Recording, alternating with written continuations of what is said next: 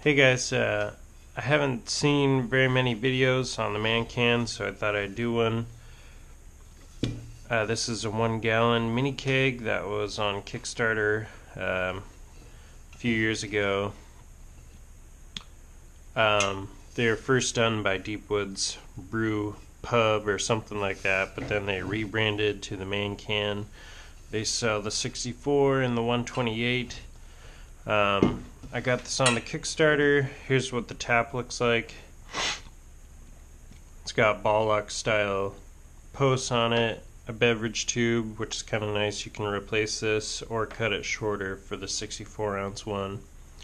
Really solid, almost too solid, because when it's in here and the Mancan gets close to being empty, then it's quite top heavy actually. But their main selling point is that it'll fit in the door of your fridge. Mine doesn't fit in there. I had to move some shelves around, but it works. And then here are the attachments. You have the picnic tap, which my O-rings are dry, so I'm not going to slap that on there, but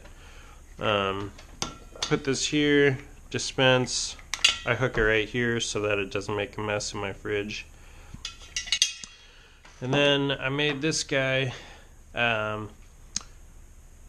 goes right on here, and it actually works really well.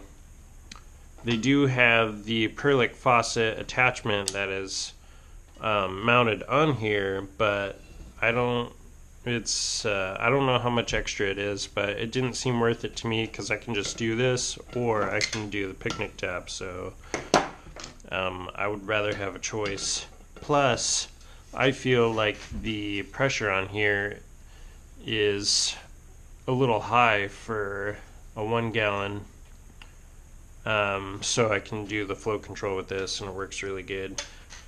And speaking of the pressure, this is the perfect pour regulator.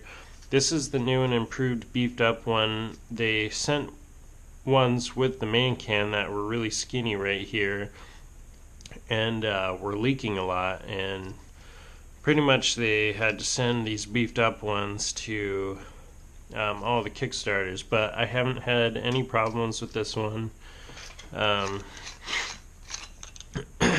It just goes onto the gas post, obviously, and then there's an on-off here, and it provides a pretty good pouring pressure, and your beer won't go flat. And it takes non-threaded, that's specifically non-threaded, 16 gram, I believe, cartridge. I'm having a brain fart right now, but this just slides in there, screw it on, puncture it, put it on your gas post, and you're good to go. One thing I did do with the old regulator thing is I took a dispensed one of these, cut it off, stuck it down in here, and glued it in there. I hope you can see that. But one of these smaller 12 gram cartridges fits perfectly inside there. And I found out that these can dispense a whole 1 gallon mini keg just fine. And they are a heck of a lot cheaper at Walmart. You can get like a bunch of these for way cheaper than 6 of these for 15 bucks or whatever.